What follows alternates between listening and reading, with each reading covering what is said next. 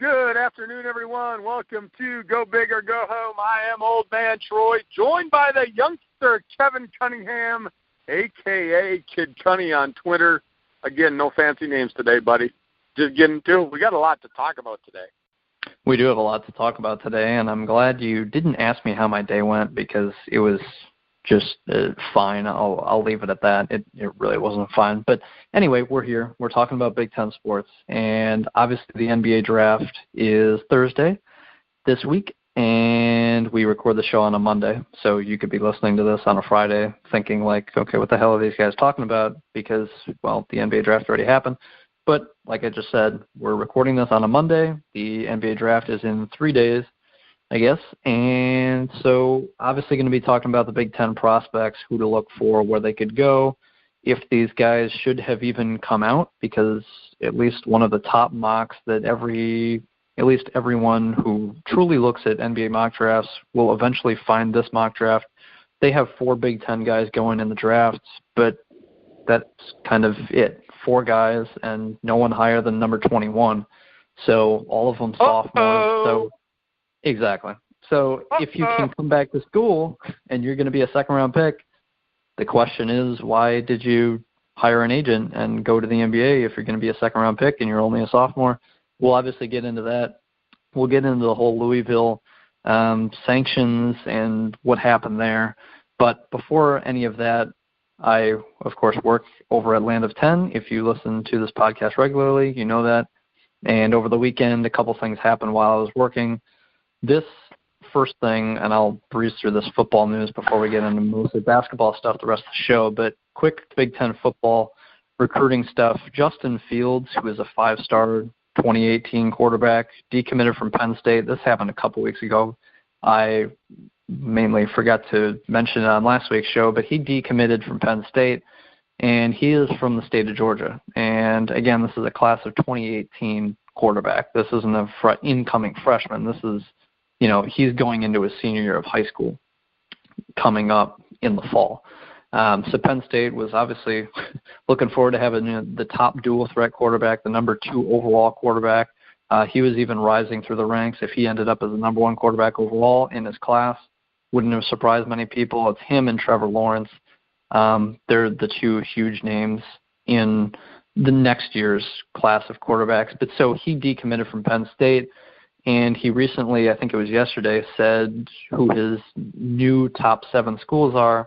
And I believe it was 5 SEC schools, and then North Carolina was in there, and I think Florida State was the other one. But again, this is a kid from Georgia, and you could tell, he wants to stay near home. So why he committed to Penn State so early, I'm not entirely sure. Maybe he just, saw Penn State, saw him doing really well a year ago, and said, hey, I want to be the next guy there. And so at that point, with this kid committed to Penn State, I thought in my mind, okay, this is not just a, 1, 2, 3-year window for Penn State. If they get this, incredible prospect at quarterback, Penn State's going to be really good for the future, at least the next 3-4 years. So James Franklin was building something. Obviously, this kid decommitted. I'm sure Penn State will get a just fine quarterback to replace him and be their quarterback after Trace McSorley leaves, whenever he does leave. He's the guy at Penn State right now. He's going to do wondrous things this upcoming season, but life after McSorley looked really good with Justin Fields until he decommitted. Your thoughts, Troy? Who cares? It's an early commit. You know my thought on these early commits. The guy's got it. I never understood this. And now, look, I was thinking before this show, I didn't want to get all worked up because I get worked up sometimes because I get real passionate about these things. It goes back to what we were talking about. This kid's, 17 years old? He doesn't know what he's going to have for lunch tomorrow, let alone where he wants to play college football today when he's got another year in high school. Let these kids be kids and play football. I don't care if he's the number 1 quarterback in the country. Let him enjoy his youth. Someday, should he go to the right school, I'm not going to say he's going to play in the NFL. You never know what's going to happen between now and 3-4 years from now. You go to a program, they don't develop you, blah, blah, blah. You're just another number 5-star prospect that went to college and didn't pan out. But I really have a problem with this, Kevin. You're getting these kids that want to commit when they're a junior. Who cares? Means crap to me. What means the most to me is where are they stepping foot in August? Are they stepping on your campus? Because, to be honest, they can tell me they're coming and coming and coming and coming, and it is their right to change their mind at any time. And these kids, they're just kids. I would imagine, and Kevin, I shared the story with you about parents when I was a recruiter. Most of that is parents talking. Who knows? Maybe this kid really wants to go to Penn State. Maybe he wants to go there. But mom and dad want him to play closer to home. He's a kid. Kids can get swayed so easily. And we're going to talk about adults in a little bit with the NBA draft.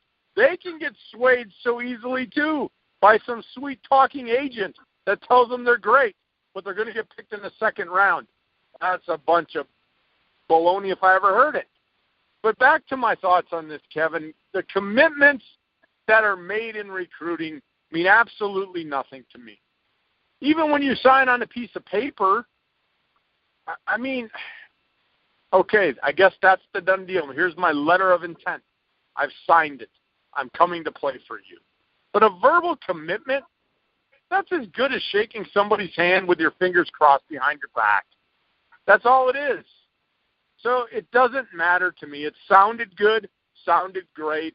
But honestly, I never count recruiting classes until the letter of intent is signed and faxed. That's when it matters. So a sophomore or a junior in high school that says, I'm going to go play at Penn State, good for you. Where are you going to be playing next week?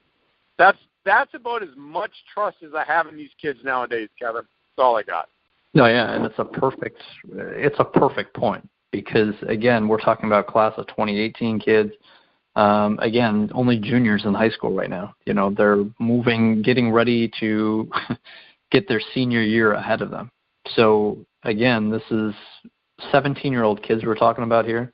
And like Troy said, we're going to be talking about some 20-year-olds in a little bit and how they can be swayed easily. So a 17-year-old can decommit, commit, decommit, commit, decommit, commit, and then decommit at the last second and then commit, somewhere else. Kids have decommitted 2, 3, 4 times before they eventually commit to a school. So that's not the norm. Typically, hey, Youngster, I'm going to throw another point in here. Yeah. People are going to get up in arms because this kid did what he did, the Penn State fans. But let me ask you this. He goes on and plays this ball and tears up his ACL, and Penn State says, no, we don't want you anymore. Is anybody going to be mad at Penn State if that happens? Nope. That was my point. That's all I wanted to say. Continue. No, yeah. And again, another great point because these kids, and there was just a reshifting a couple weeks ago, I think, in what the rankings were for these recruits. So, take the recruiting rankings themselves kind of with a grain of salt. Granted, like when you look over the course of the last 10, 15 years at who the national champions are in men's basketball and football, typically the winners have had really good, strong recruiting classes, 2, 3 years prior. But that being said, again, just because this kid is a 5-star now doesn't mean he can't get hurt and becomes an absolute nothing a month from now. It happens all the time in high school sports where there was, I cover a girls' high school up in Wisconsin remotely. I'm in Florida. But so I call this coach every fall and ask, what the team did over the off season, and their star player is a basketball player, talking about basketball. And, I think she was randomly playing football or baseball or something and tore her ACL, and so boom, basically this team's season went up in flames. And so any injury can happen, and schools look at players and say, if you can help us, that's great. We'll offer you a scholarship, and you can help us get on TV and earn more money as an institution. That's wonderful. But as soon as you are not a valuable commodity to them, then they'll rescind their scholarship. And you can have a scholarship and, tear your ACL and be done, and the school can then say, okay, we don't want you anymore, so buzz off.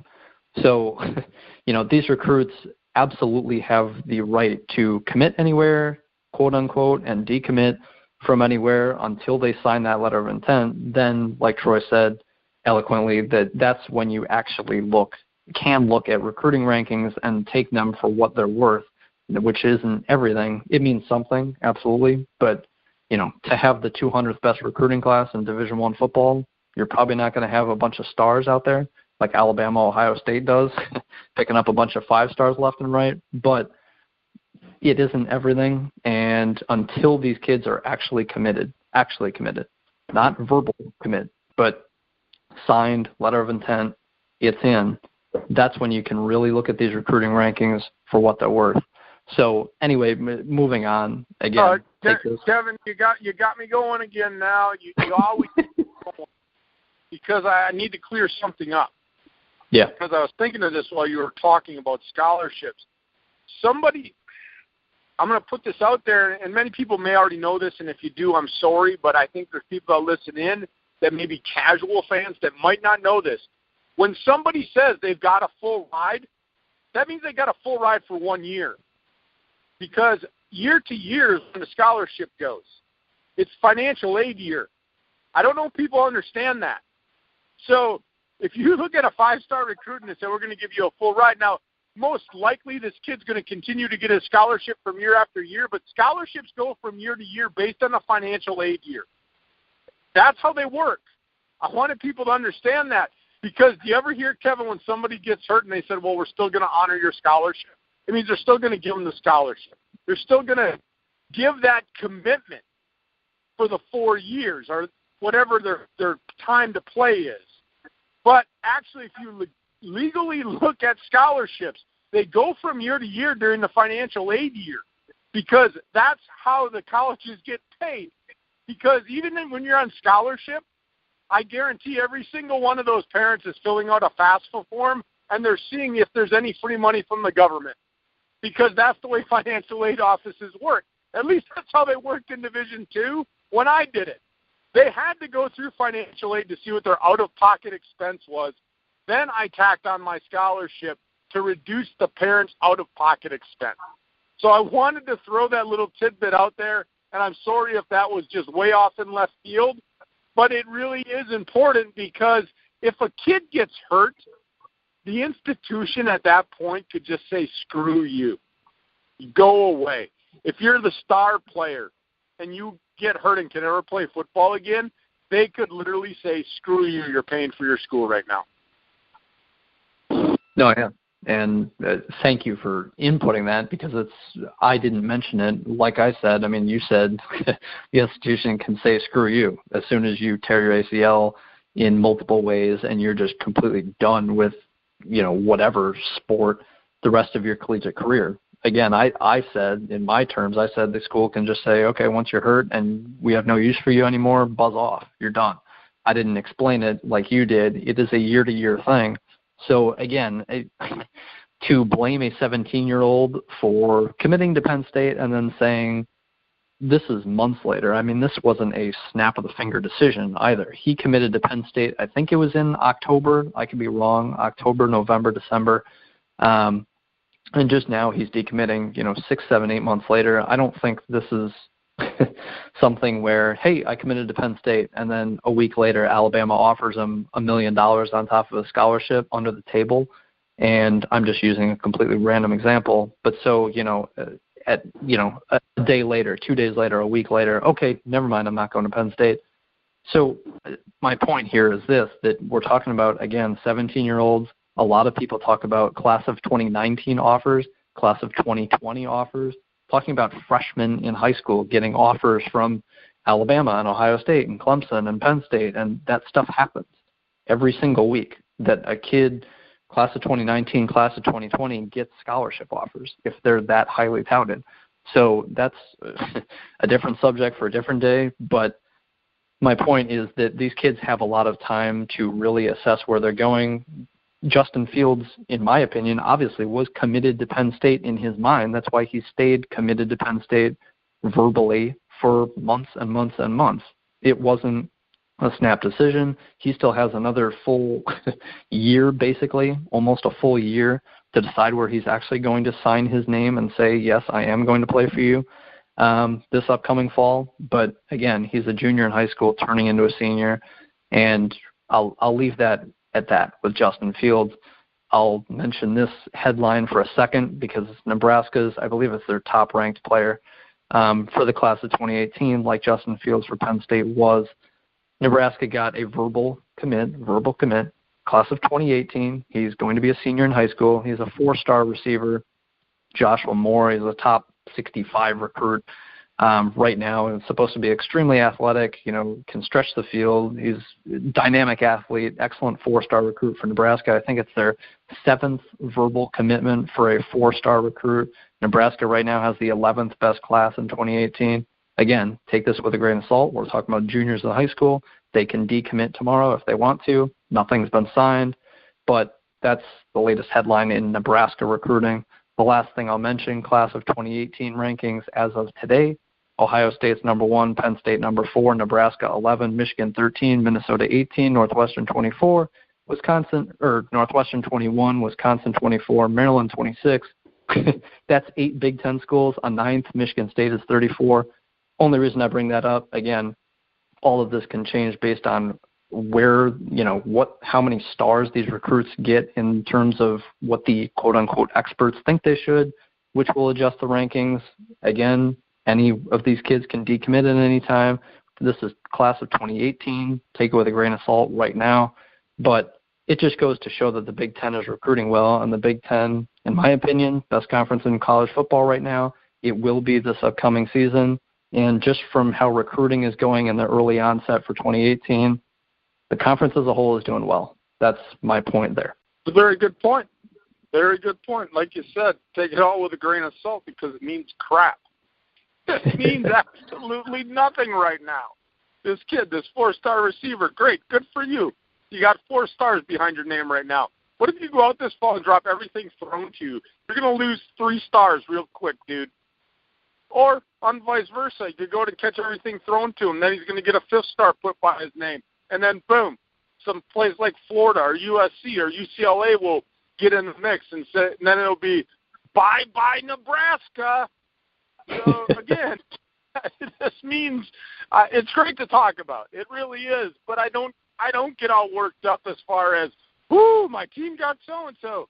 No, not until that letter of intent has actually been faxed over, are signed now in these productions they do with, oh, my God, you got to have all the TV cameras there because so-and-so is signing his thing with 5 caps on the table. That's, again, a different day, different topic. We spent a lot more time on this than we intended to because we got to get to the news out of Louisville. Turning it back over to you, youngster. Yeah, I mentioned that those football recruiting stuff we talked before the show, Troy and I said, this should take fewer than 5 minutes for sure. It should take, a couple minutes. Just hear the headlines, boom, boom, boom, Big Ten recruiting's doing great. On to the next topic, and yet it took 19 minutes of our show. But we will get to Louisville and what happened there on the basketball world before we go into the NBA draft this upcoming Thursday, again in a few days, and the Big Ten prospects, where they should be selected, around where they should be selected. No one projected to go 15 is going to go number 3. No one projected number 7 is going to go number 30. But it gives you a rough estimate of who's to come out and be drafted in the first round, probably second round. But before getting into that, Louisville, and this came out, I believe, really early last week. I was kind of disappointed exactly when it happened because I knew we just recorded our show a week ago, this Big Ten podcast. And Louisville, obviously not in the Big Ten, but that whole brothel thing that went on years ago, 4, 5, 6 years ago, basically it stems back from a former Louisville staffer who paid for dances and other things beyond just interesting dances for Louisville players and prospects. The team banned itself. This happened in 2015-16 is when it all came out. And Were Louisville, they teaching them the Macarena or the line dance or, I think it was a better, depending on how you look at it, a better version of the Macarena or line dance, and kind of just for yourself too. I mean, it's not really for everyone. It's just, the girl, the dancer, and it's all for you. But these dancers were paid for these Louisville players and incoming prospects. Hey, do you want to come to Louisville? Well, check out this show that I just paid for. That's not legal. So, again, the team, all this surfaced 2015. The team then banned itself from the 2015-16 NCAA tournament. They were 23-8 overall. It's not as though it was a light punishment. And so that was what Louisville did to itself. And as of last week, the NCAA finally came down on them a year later and said that Rick Pitino, to start the 2017-18 season, so this upcoming season, college basketball, Rick Pitino for Louisville, the head coach, will be suspended the first 5 games. The team will lose 4 scholarships between this year and 2021. That's 4 total scholarships over the course of 2017, 2018, 2019, 2020, and 2021. That's 5 years. They lose 4 total scholarships. The team is also not banned from future NCAA tournaments, but basically, while this stuff was happening, I think it was 2010 to 2014 is when it all reportedly transpired. Basically, all of what happened at Louisville from 2010 to 2014 never happened, according to the NCAA and its history record books. Why that is interesting is because Louisville won the 2013 title.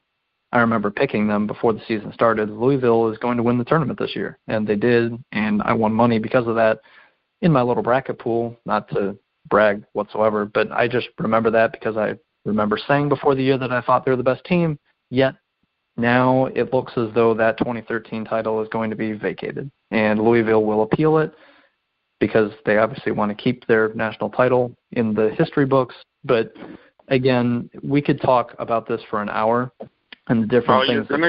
You're gonna get me going, youngster, about vacating titles. Who cares? So you're going to put vacated title. Guess what? They've already got their hardware. Oh, they've got to return the hardware. Those kids played the game. The game, what are you going to do, go back, get all the old guys and replay the whole tournament? This whole vacating a title, just put a little asterisk by it and say they did illegal stuff. Oh, my gosh. Vacating a title.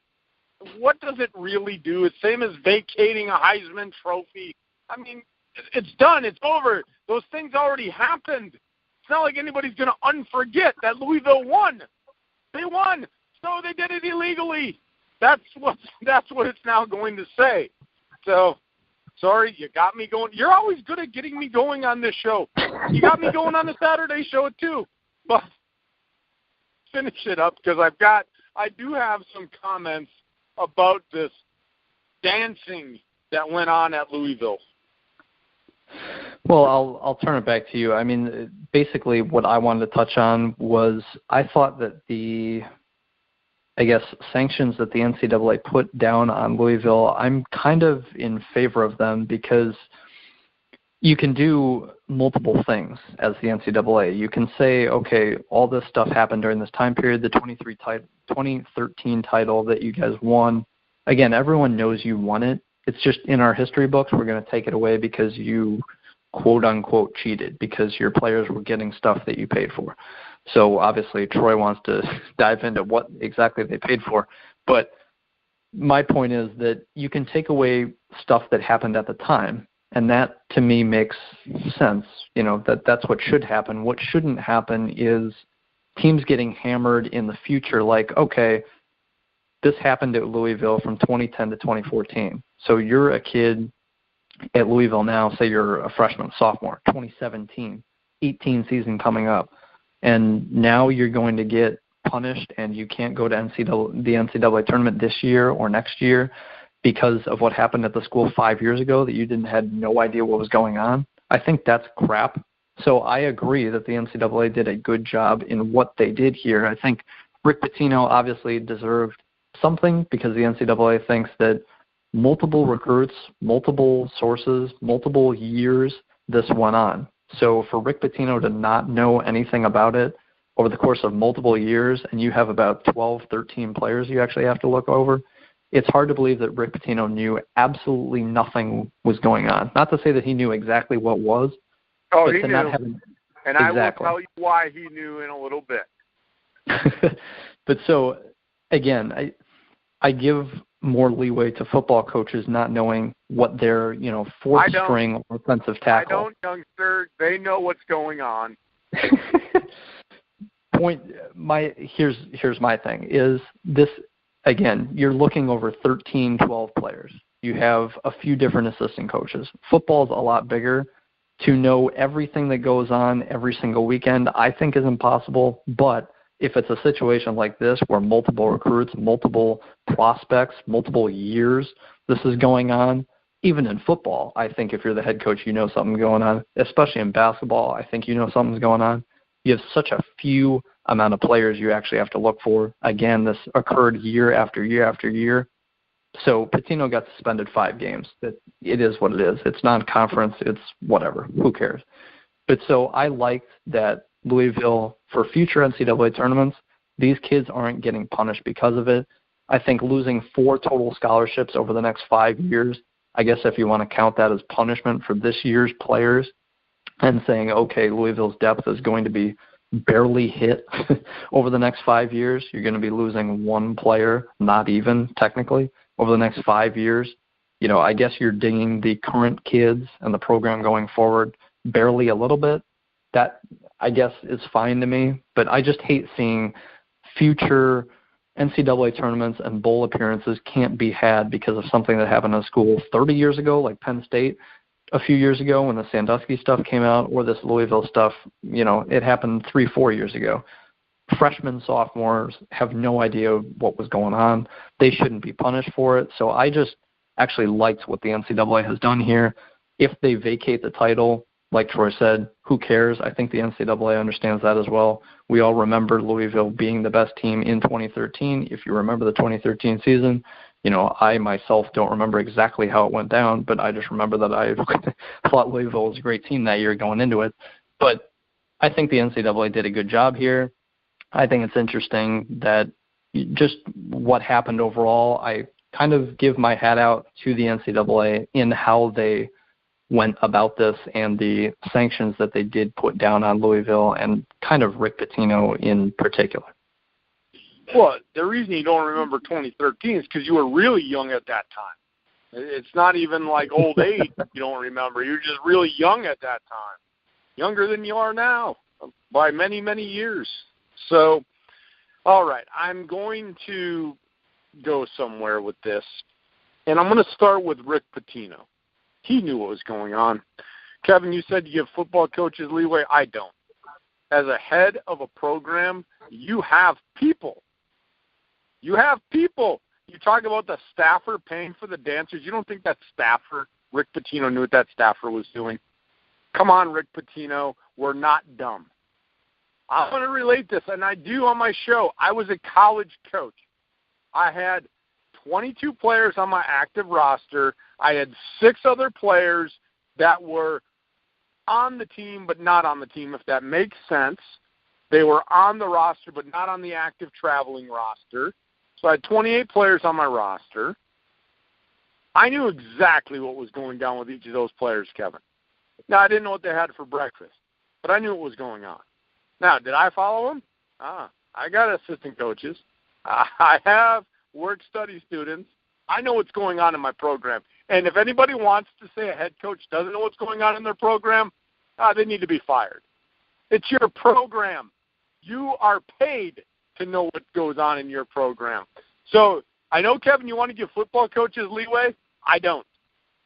They have defensive coordinators. They have offensive coordinators. They got special teams coordinators. They've got weightlifting coaches. They've got people to watch the people. And those people report to the coach. And if a coach is not asking, that is just being silly. Actually, I'm going to change it, and I'm going to use a word, and if I offend people, I'm sorry. If he's not asking his coaches what's going on with his team, he's flat out stupid. Because crap like this will then happen. So Rick Pitino, You want to sit there and cry. You had no idea. Screw that. You knew what was going on. And if you didn't, then get out of coaching now, because you need to know what's going on day to day. It's your program.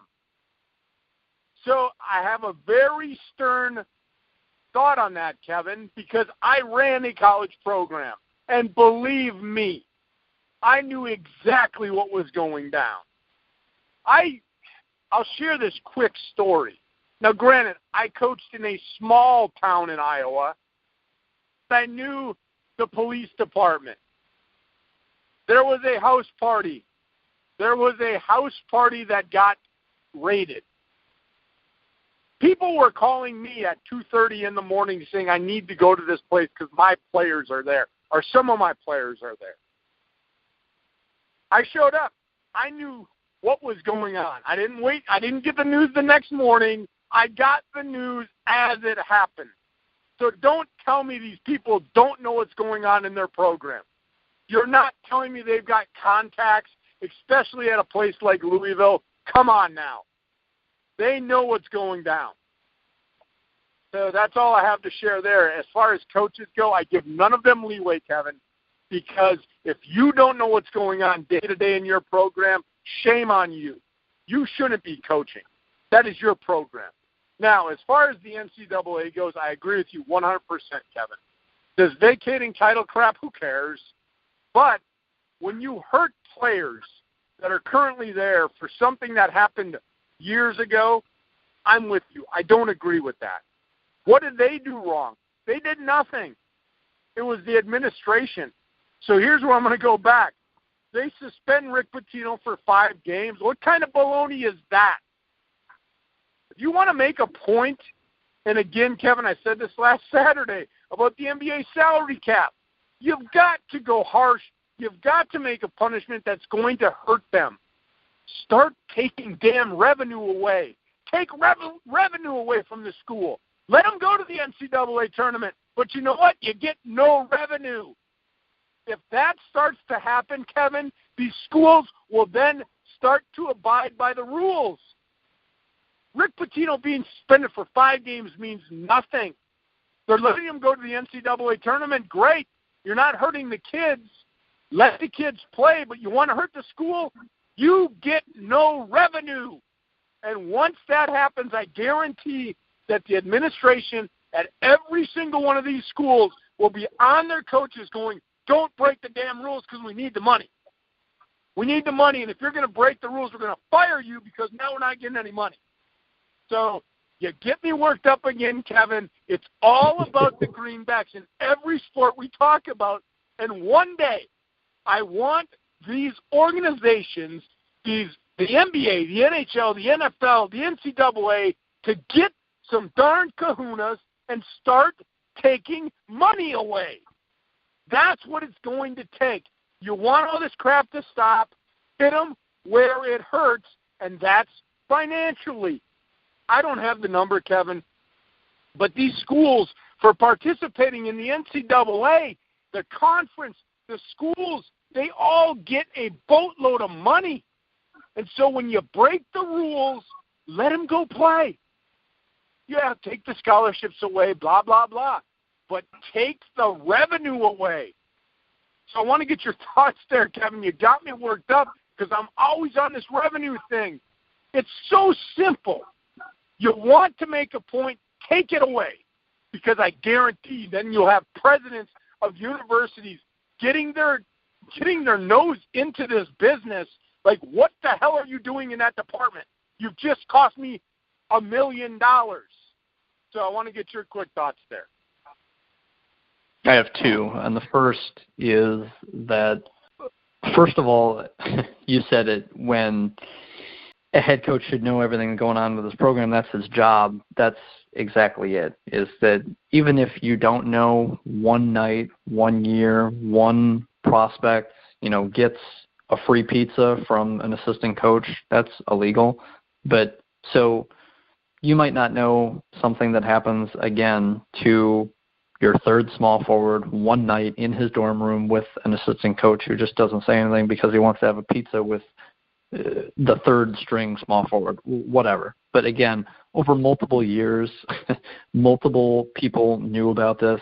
So for Rick Pitino to not know anything, football, basketball, whatever, if it's happening over multiple years, spanning multiple current players and incoming prospects, I don't care what sport it is, the head coach should know. And if he doesn't, like you said, Troy, it's his job to know.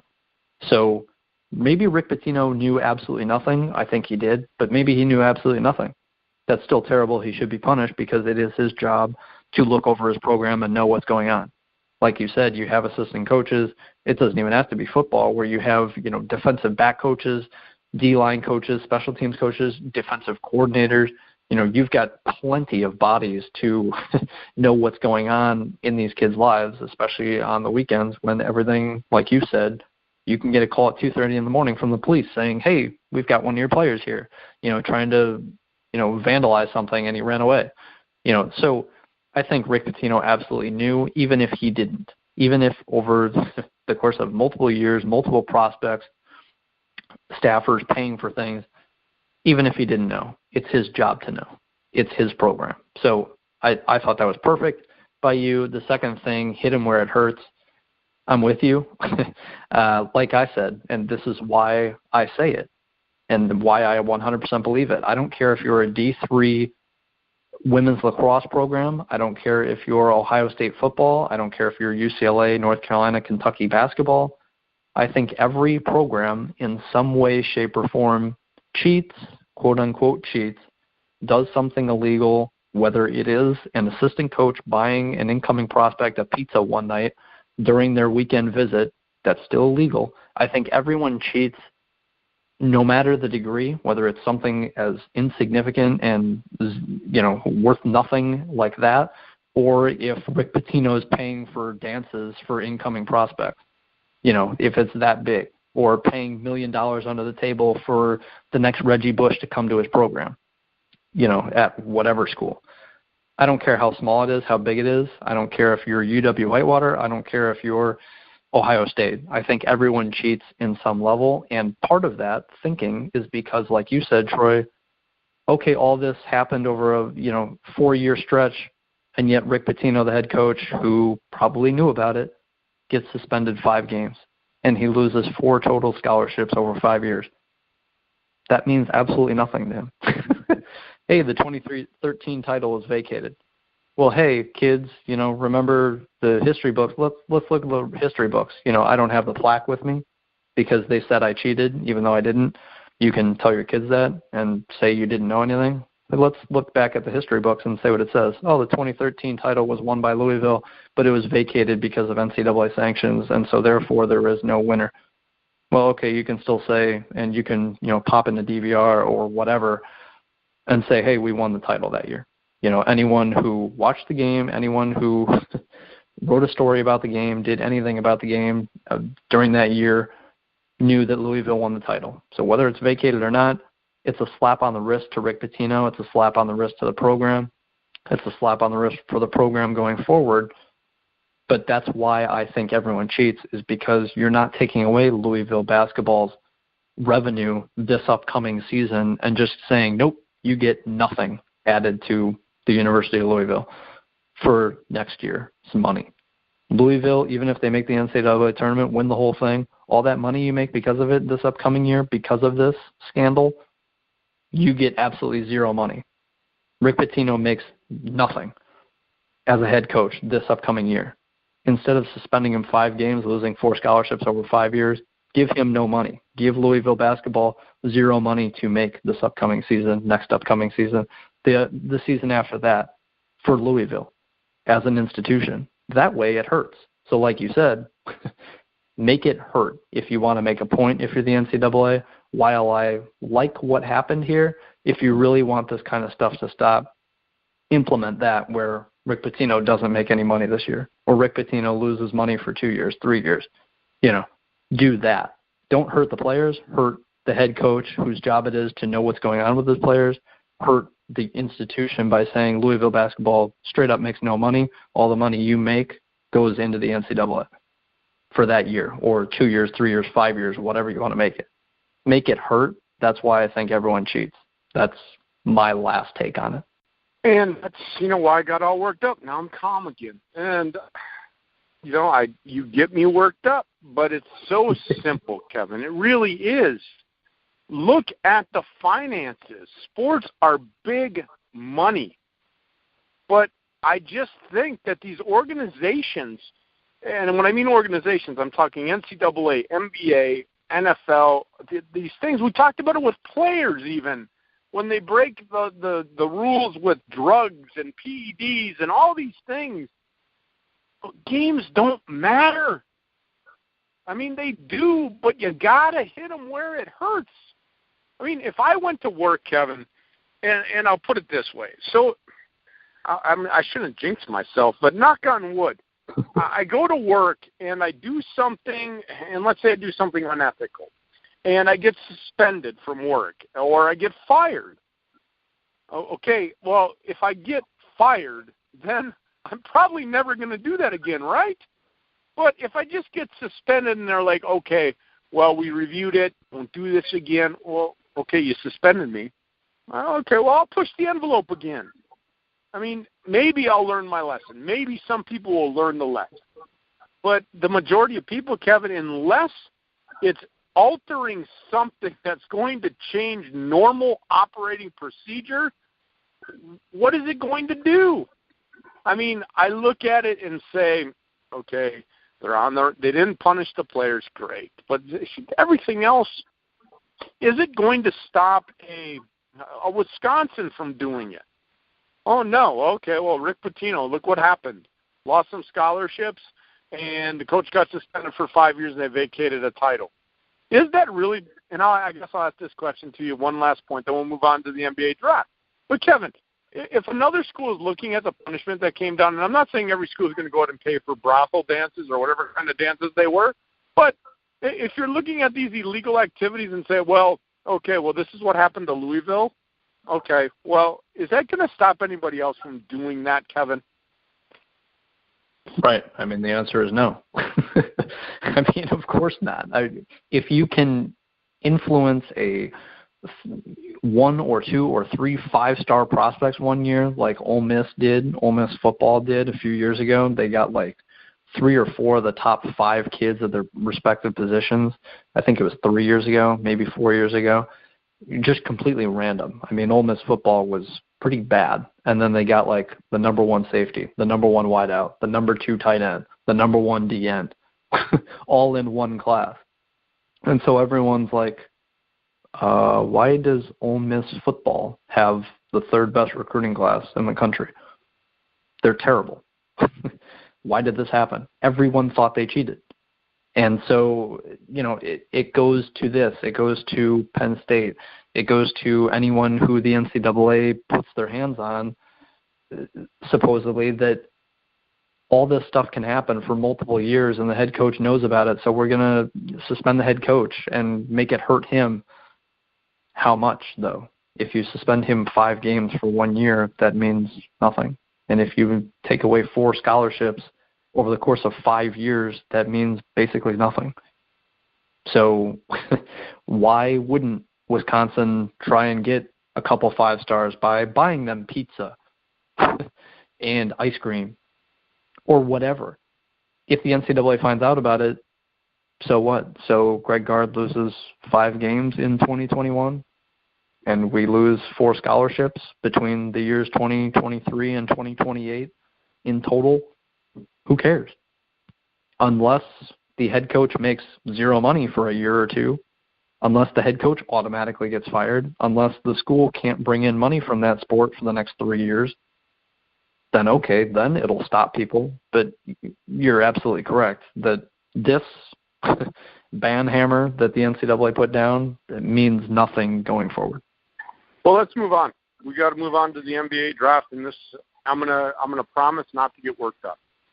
I'm going to promise not to get worked up, because when I get worked up, then I get going, and then, I get the adrenaline flowing, and then I talk really loud. But I'll stay calm talking about it, because I'm looking at the NBA draft, Kevin, and the Big Ten prospects, and I'm wondering, what the heck are you doing? Why are you leaving school early? That's what I'm going to say before we even get into the topic. but you went over it. I'm going to let you fill the listeners in as to where these guys are projected in the draft, and then we'll talk about why would they have done this? Why did they do that? I mean, go back to school. Improve your draft stock, because where they're going to be drafted, there's no guarantees for these kids. So I'm going to turn it back over to you. Like I said in the opening minutes of the show, that these kids, well, first of all, we've got, okay, let me backtrack. If you look at NBA mock drafts this week before the NBA takes place, you can find, I'm sure, 10,000 different mock drafts on the internet.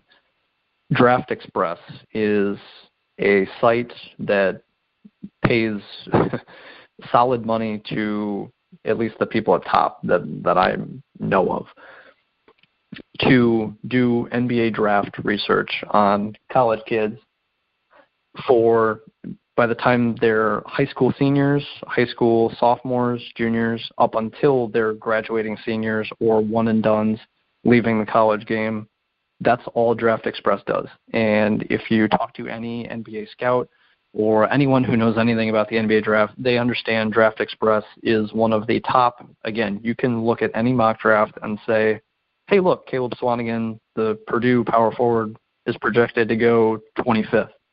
Well, in this, according to Draft Express, he's supposed to go 39.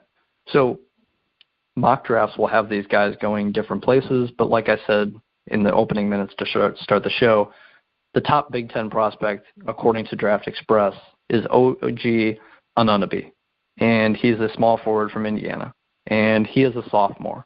And there are 4 Big Ten prospects this year, according to Draft Express, that will be drafted in the NBA draft. Not first round, not second round, just in total of the NBA draft, 4 Big Ten prospects. We said over the course of this show, back in January, that Big Ten basketball is kind of down. And Miles Bridges is a really special freshman from Michigan State. But overall, there's not a huge amount of, NBA-ready talent. That's why the Big Ten this year was kind of down. We saw it.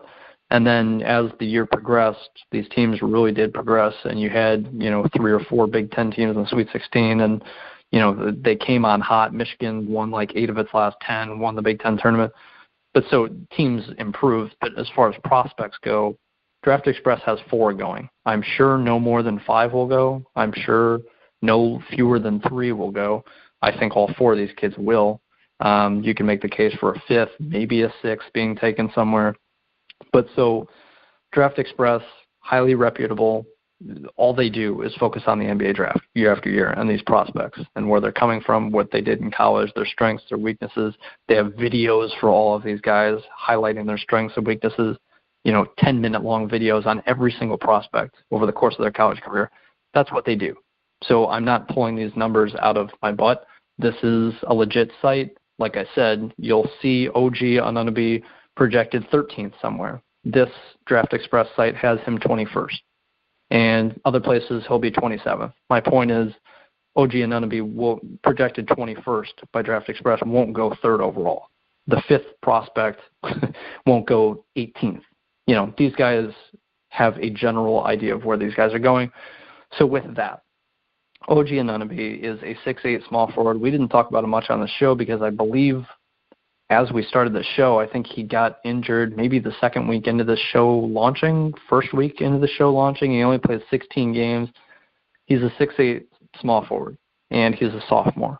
And he is noted as wanting to be this ridiculously successful defender in the NBA. He's got a bunch of length. He tore his ACL after 16 games this past year. That's why we didn't really talk about him on the show ever. We talked about how Indiana had a lot of injuries, but we didn't go into depth about Anunoby because that just wasn't what was on, wasn't what people were talking about week in, week out with college basketball, a single injury. But so he's mocked as the 21st pick.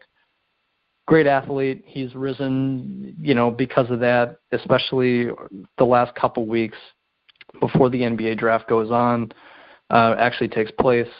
Great athletes and young kids, their stock generally rises. And if you're a junior or a senior and you don't have a great NBA body, like a what's his name from Kansas? I'm blanking on his name, but the point guard from Kansas, he's projected, I'll look it up here, but he's projected to go in the 30s. And he was arguably the best player in college basketball this past year, but he's supposed to go in the 30s, or maybe it's the 40s, actually. Frank Mason, the point guard from Kansas. He's, I think he won the most outstanding player for college basketball, the senior leader, point guard at Kansas this past year, projected to go 47. Part of that is because this draft itself is probably the best draft in the last, 10, 15 years, not even at the top, but depth-wise. And you've got guys like Frank Mason at Kansas. Right after Frank Mason at Kansas, Oregon shooting guard Tyler Dorsey. If you paid attention to the Ducks at all this year, NCAA tournament, Tyler Dorsey, one of their key players, only a sophomore, he's projected to go 48th. So Alec Peters is a senior from Valpo. He did amazing things statistically. He's projected to go 46th. So this draft itself is really strong. And with that in mind, if you are a sophomore like OG Anunoby and you want to go higher than 21st, you shouldn't go in the NBA draft. That's, wait a year, be a junior. You're still a sophomore. I mean, it's not as though you're a complete young chicken. So if you wait a year and you improve your draft stock, again, into next year where the draft just isn't as loaded as it's seen by quote-unquote experts and scouts and GMs, then you can rise your draft stock. And Anunoby could have been potentially a top 10 pick next year. Having a full year under his belt as opposed to coming off an ACL injury, 16 games. That's just kind of what we're going to be talking about here because all four of these kids that Draft Express projects from the Big Ten to be drafted are all sophomores. OG Anunoby is the first. DJ Wilson is the second. Michigan, 6'10", power forward, can stretch the floor. Again, he's a sophomore. He's agile. He's versatile. He can finish at the rim. He's projected 24th by Draft Express. Thomas Bryant, Indiana, 6'10", center. Really long. I think he has like a 7'6" wingspan. I think just measurable-wise, he's like in the 99th percentile, I remember reading. So, again, a sophomore, a big, a guy that can play great defensively, but people question his offense. In this year's draft, he's mocked as the 35th pick overall. He's a sophomore. And finally, the one that actually could get some noise from Troy, if we do get some noise, and he does raise his voice, which is perfectly fine. It's a podcast. We're supposed to get a little intrigued by these topics. But so Caleb Swanigan, who this past year had like 22 double-doubles or something ridiculous, set a Big Ten record, double-doubles. He's only a sophomore. He's like 6'8.5", though. He's 6'9". He's a power forward. People question his athleticism, question his defense. He used to be over 300 pounds. Obviously, he's worked well on his body. Obviously, exceptional player. I mean, he was up there for Player of the Year awards. And yet, again, he's a sophomore. Draft Express mocks him as the 39th pick and the last Big Ten prospect to go in the NBA draft this year. So all four of these kids are sophomores, going between 21 and 39. My thing is, if you have to grab the money and you're a first-round pick and your contract guaranteed, that's great. If you're Caleb Swanigan and you're a sophomore and in this loaded class you're the 39th pick, why wouldn't you come back to school? He shot 44% from three. My counterpoint to this, and we'll talk a lot about Swanigan going forward up until the end of the show, is what more can he do to improve his draft stock if he averages a Big Ten record in double-doubles and shoots 44% from three? What more can he do other than, improve doubt upon his athleticism and defense? Offensively, he can't do better. It's hard to do better than what Caleb Swanigan did in college basketball a year ago. He was that good. He could have been the Player of the Year easily. So if you're mocked as the 39th pick, second-round pick, you're only a sophomore, why not come back? My counter-argument to that would be, what more can he do? At the same time, again, this draft class is absolutely loaded. A normal draft class, I'm sure Swanigan's a first-round pick, so that alone he should stay in school and get a guaranteed contract. I'm of the if he's not picked in the first round, which he's supposedly not supposed to be, on Thursday, he should have come back to school. I'll give it back to you, Troy. All four of these kids are sophomores coming from the Big Ten.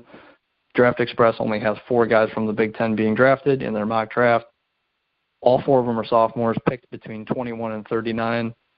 What are they thinking? I'll leave it to you. I don't know what they're thinking. First round, guaranteed. But nothing's a guarantee in this world. It's about the money. It's about the opportunity. Okay, I'm going to go play in the NBA. Well, unless you're – I shouldn't – even lottery picks are not guaranteed to be NBA superstars. I mean, you could be a second-round pick, don't get me wrong, and you could turn out to be a great NBA player. Swanigan could turn out to be a very good NBA player. Like you said, there's not much more he can do, but if it's about the money, stay in school another year and improve your draft stock. And the reason I'll say that is, you had mentioned it, Kevin. What if he doesn't break his own Big Ten record? What if he shoots 30% from 3-point? I understand that, but also you hit the point right on the head this year. It's a loaded draft. So if I'm Swanigan, I don't know what I was thinking, hiring an agent who sweet-talked me that being the 39th pick is going to be good for me. Because that second-round slot does not guarantee him anything. I know in the first round it doesn't guarantee you either. It's guaranteed money, so if you get cut, they're still going to pay you. Second round, you got to make the team.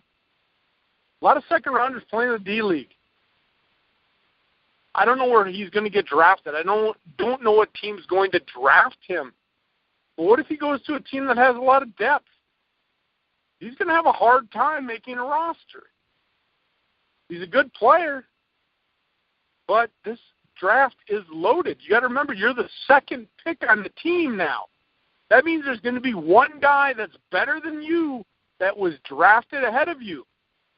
Not a lot of rookies are stepping on the court, Kevin, on day one and making an impact. Some lottery guys are.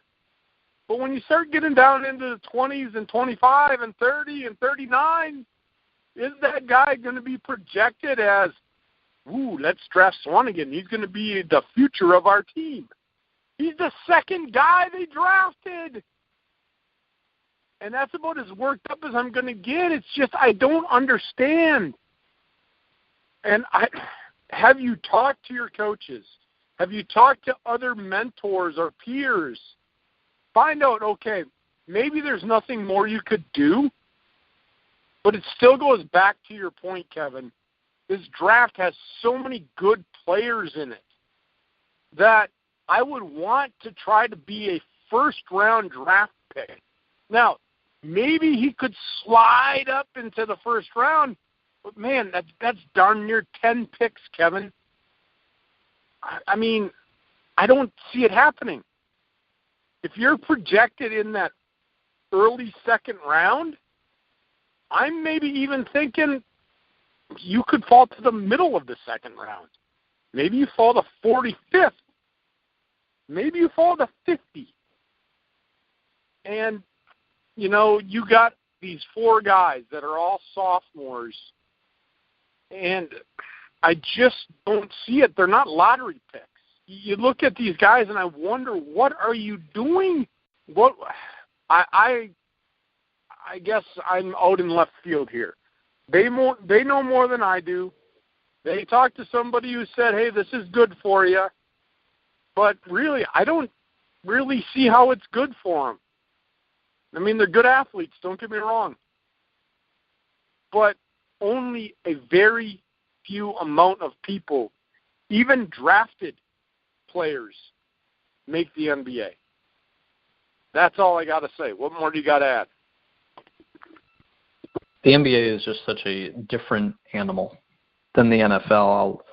You talked about, how many superstars are there per draft class, and only a finite amount of lottery picks even make an impact their rookie year. And to me, I mean, even if you look at Steph Curry and Jimmy Butler and Paul George and, basically everyone other than LeBron, no one makes a real impact their rookie year. And for the guys I just listed, it took them, even Kawhi Leonard, 4 years, 5 years out of being drafted to actually become an all-star and to actually average over like 17 points a game. That's just 17 points a game. That's not even to their prime of averaging, 26, 27.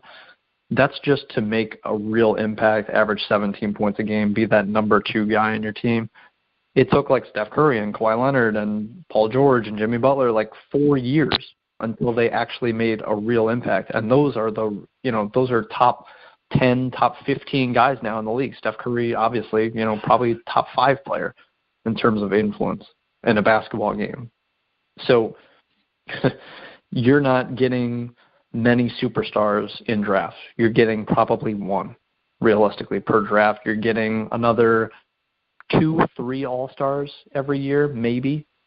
This year, this draft, I'm sure, you're expecting 2, 3 superstars, but really how many superstars are there in the league if you really want to break it down?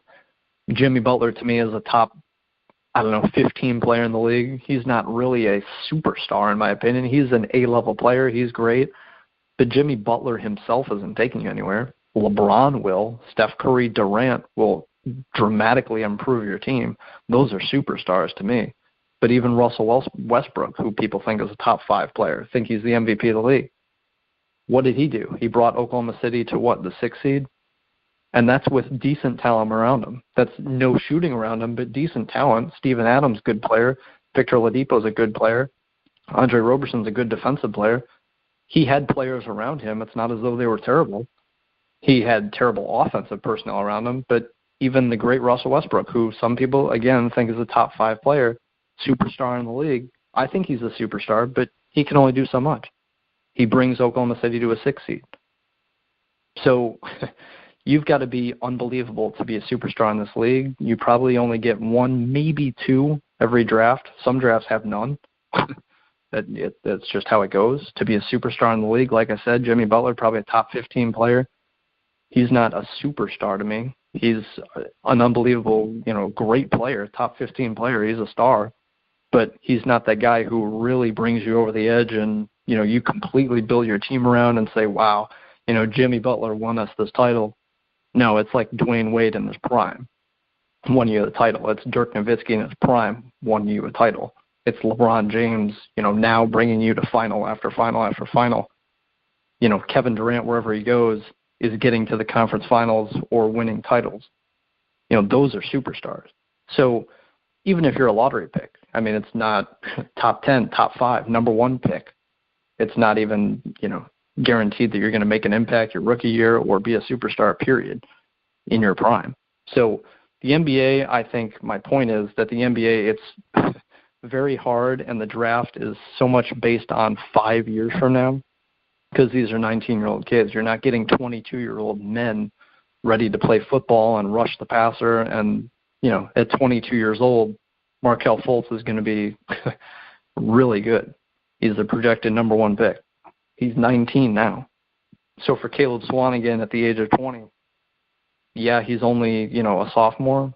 But that being said, being 20 years old, being a year older, he showed what he could do. He, complete offensive force, 18 points, 12 rebounds, 44% from 3, stretch big.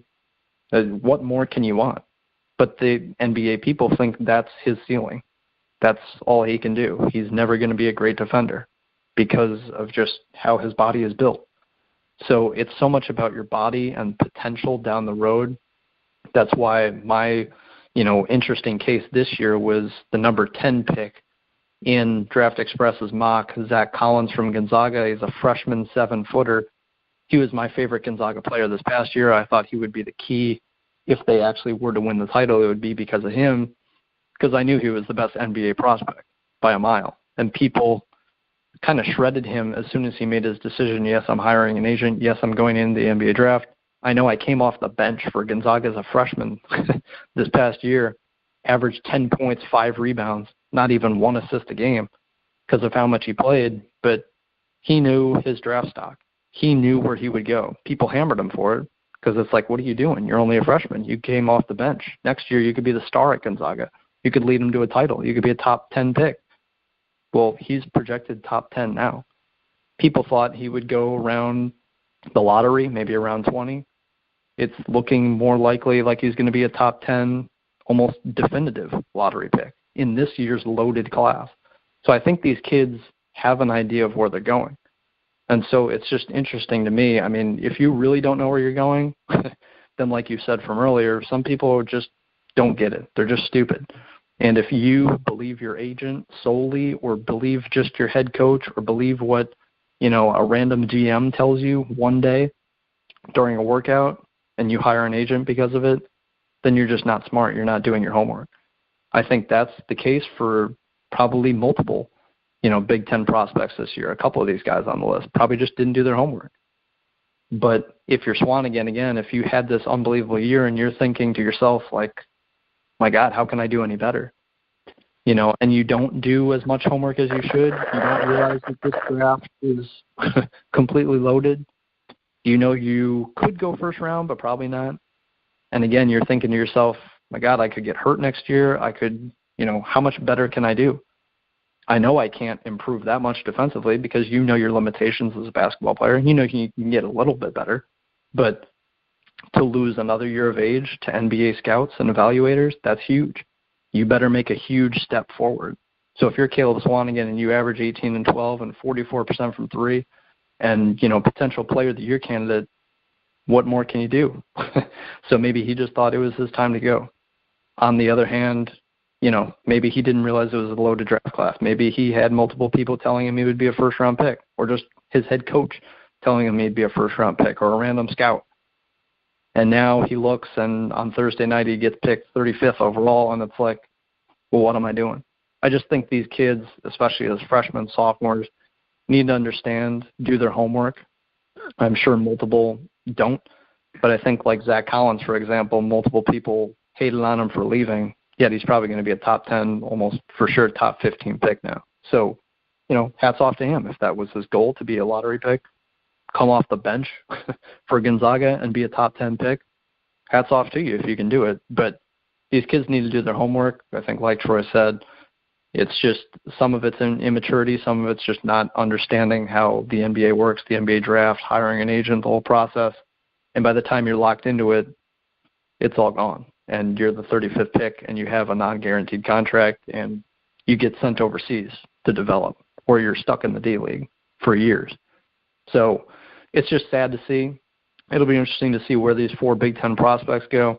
Ananda V. Wilson, Bryant, Swanigan, they'll all for sure be picked. It's just a matter of where. But, like according to Draft Express, Miles Bridges is the top Big Ten prospect in general, including the guys this year.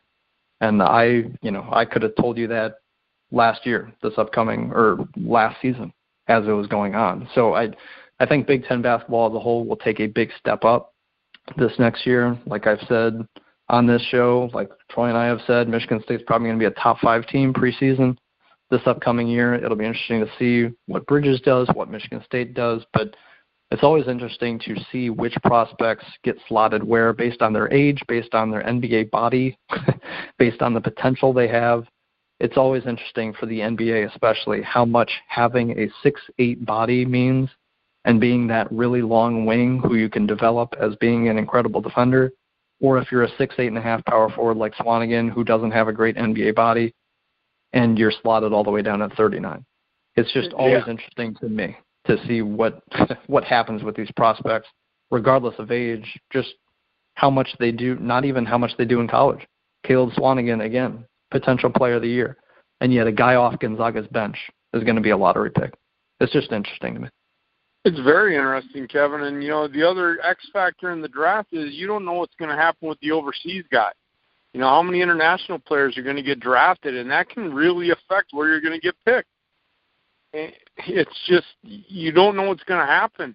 But with these guys, like you said, for Swanigan, okay, so he could potentially hurt his draft stock, and I guess this is where my argument where I'm like, who cares right now? Go back, enjoy life, because guess what? You're not going to make the boatload of money you thought you were going to make. You're spotted in the second round, so to be honest, my thought process here is The only thing that could really, really be bad for you is that you have an injury. But you're not guaranteed to be on a roster at the start of the next season in the NBA. I mean, I'll put it this way, Kevin. I'm a huge Wisconsin Badger fan. Everybody that listens in every week knows that. I'm from Wisconsin. Frank Kaminsky, what a great college player. He's a good NBA player, but that's it. He's a good NBA player. He'll be on a team for a while because he works hard. And Swanigan, he works hard. He could be a good NBA player. But like you said, where he's at, his age, you know, if it's this year or next year, the only thing that I see for him, could it hurt? Would he fall down? Maybe if he's terrible. But I guess I'm an optimist. Like, why wouldn't you want to try to move up? You already know where you're going to be at this year, and it's not that guaranteed contract. I don't see him moving up into the first round, Kevin, especially when you throw the X factor with these international players, because there's going to be one or two in that first round, Kevin, that is going to surprise us. Like, whoa, what did you do? That's a reach there. And there's, you know, what is there, 30 NBA teams? So there's nine guys that are slotted in front of him in the projection in this mock draft you're looking at. If I'm like 33, 34, somewhere in there, it's like, yeah, I can taste it. 39, I'm not tasting it. I mean, that's a huge reach. And I don't see anybody at the bottom of that draft reaching for Swanigan. Do you? Probably not. I mean, he's not this complete NBA ready. Again, people question his defense, and rightfully so. I mean, he, unfortunately, he was over, I think it was 330 pounds at one point in high school. And he trimmed all the way down, obviously, to be an exceptional college player, but he's never going to be a great defender. People just know that. They know his backstory. They understand that he's just not built for it. 6'8.5" as a power forward. That's not great NBA length at all. So that's, you know, a great small forward. That's not a big in the NBA. It's awesome. Yeah. His offensive potential is awesome, but there's only so much he can do with his body, and that's just what NBA scouts know about him. Yeah. So again, Kevin, we talked about this a few days ago on another show. What does a mid-range jumper get you? It makes you a good guy off the bench. And again, not taking anything away from his talents. He's not a rim protector, and he's not that offensive threat that's going to light up the scoreboard every day in the NBA. So I question, why would you want to do this? I mean, it's a lot of hard work. Go enjoy college, because you are what you are. And that's what the NBA is seeing right now. And that's what I get from these projections. So, and to be honest, I look at them. The only thing I see, Kevin, is these guys could maybe possibly move up a little bit, but they see where they're at. And for me, I guess I get all worked up because you didn't need to have an agent to see these projections. And so what are these agents feeding you? You know me, Kevin, it all comes down to the greenbacks. These agents are seeing money. They're going to get a percentage of that money. So they're going to tell these kids, sign with me. An agent is not going to move Swanigan from 39 to the first round. There's no agent in the world that's going to do that. Maybe they can sweet talk a little bit. That's what an agent's job is. But not when you're 39. If you're 32 maybe, or 33, okay, agent's on the phone. Hey, here's my guy. Have you seen this? Did you see this workout? Take him. He's on the phone with these guys at the end of the first round, getting him into that first round. Or if the guy's on the cusp of a lottery, okay, I can see the importance of an agent. But an agent for these four guys, Kevin, means absolutely nothing. They're not moving anywhere. So I had to get worked up one last time. That's all I got. The last point I wanted to bring up, and I know, we're almost probably an hour and 15 minutes into the show, so we're going to wrap it up. But the last point I wanted to make, and people, Draft Express, who's that? Who cares? I love ESPN. I always have ESPN on. I always have SportsCenter on. So I just looked at ESPN's mock draft, and Swanigan's going 43rd in their mock draft. And the note I wanted to make, the last point, was Melo Trimble. He was a junior this past year, and he hired an agent. He's done. His college days are over. He's in this year's NBA draft. Draft Express doesn't have him being drafted. ESPN doesn't have him being drafted. It's incredible how good you can be as a college player. And after his freshman year, it's like, all right, Melo, you're going to be like a top 20, maybe top 25 pick. Maybe you should come out. Well, no, Melo Trimble runs the show at Maryland, and Maryland's just going to keep getting better. And then they have a down year, and Maryland has to rebuild, and they have, their second, third, and fourth leading scorers this past year were all freshmen. And Trimble just, didn't have the ball enough, didn't, impress scouts enough. He's a junior. He could have came back as a senior, but he hired an agent, and he's not supposed to be drafted. That's my last little headline for the Big Ten. That's super interesting to me that Melo Trimble is not supposed to be drafted, and he's a junior, so he hired an agent. It's not as though he's graduating. Yeah. Yeah, the old dreaded hire an agent, because the agent will tell you what's best for you and your family. That's what they do. Those agents are sneaky. And now this agent's looking at him going, how am I going to get this guy into the draft, let alone make money off this guy? So, all right, Kevin, like you said, we really exhausted our time today. And if people are listening in this late, thank you. We appreciate it. You should follow us on Twitter. @KidCunny is the youngster. I am the old man, @TroyRobert967. Hope you enjoyed the show today, everyone. Kevin and I will get back with you next week talking more Big Ten sports. Have a great week.